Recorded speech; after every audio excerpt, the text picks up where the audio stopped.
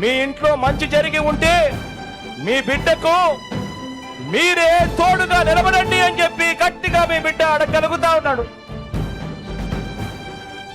ఇది మరో నాయకుడు నాకు తెలిసి కాంటెంపరీ హిస్టరీలో ఏ పొలిటీషియన్ కూడా ఇలా అడగగలడని నేనైతే అనుకున్నాను. భారతదేశంలో ఇంతవరకు ఏ రాజకీయ నాయకుడి నోట్లో ఆ మాట రాలే ఇంతవరకు.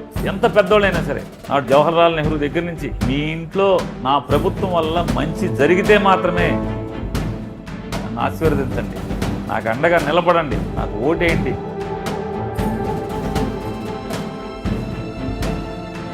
మీకు మేలు జరిగితే మాత్రమే నాకు ఓటేయండి అని చెప్పినటువంటి 5 ఏళ్ళు పరిపాలించిన తర్వాత ఈ మాట చంద్రబాబు 45-50 ఏళ్ళు ఇండస్ట్రీ అంటాం.